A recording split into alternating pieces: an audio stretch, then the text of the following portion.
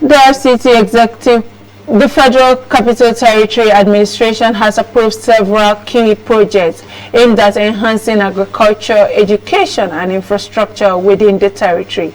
These decisions were made during the FCT Executive Committee meeting held on Monday, chaired by the Minister, Barrister Nyesom Wike. Our correspondent Usman Katun Umar tells us more.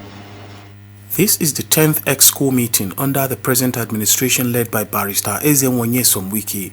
During the meeting, far-reaching resolutions were reached, including approvals for contracts to enhance education, agriculture and urban renewal. At the end of the meeting, Malam Lawan Gaidam, Mandate Secretary of the FCT Agriculture and Rural Development Secretariat, announced the approval of agricultural inputs to support dry season farming.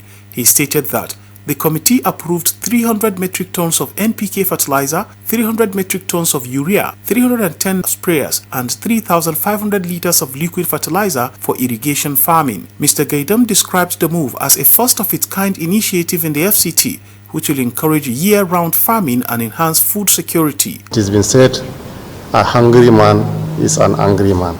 So, kudos to the Honorable Minister for approving this memo, of which inshallah you will see most of this part of FCT will be into irrigation farming.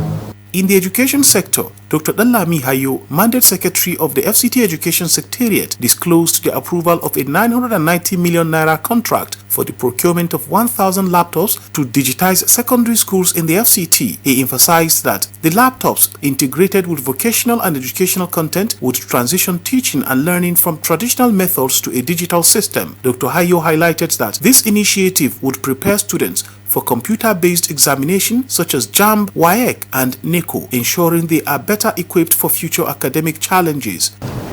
Our students start learning digitally. It will ease a lot when they came to JAMB and so other examinations, which I believe in the next few years, even WAEC and NECO will now come back to CBT examination. So that's why the Honourable Minister has approved to start procuring digital laptops and distribute to our senior secondary schools for this purpose. Chief Felix Obua, coordinator of the Abuja Metropolitan Management Council, addressed the relocation of mechanics and spare parts dealers from the road corridor in Apo to a permanent site in Wasa district. He noted that 15,000 traders were enumerated, with 12,000 obtaining application forms for relocation. Chief Obua assured the public that the minister was working to ease the financial burden on the traders and that measures will be taken to ensure fairness during the relocation process. The government is not really interested in making money from these peasant traders, but how to make sure that successfully we will locate those of them who are actually at the road corridors and the buffer areas. Because when they hear that we are relocating people, virtually everybody from all walks of life, who are not even in the road corridor, start trooping, paying. But as the government that care for the people, who decide to take our time to make sure that the people who are relocating are people at the road corridor and the buffer areas at Apo mechanic area.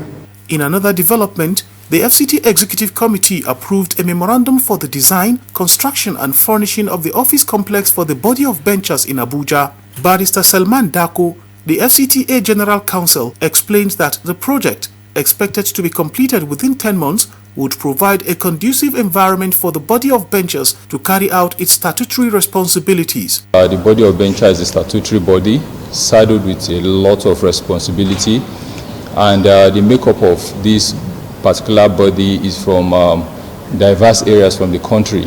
Have different people all over the country making up, this particular body.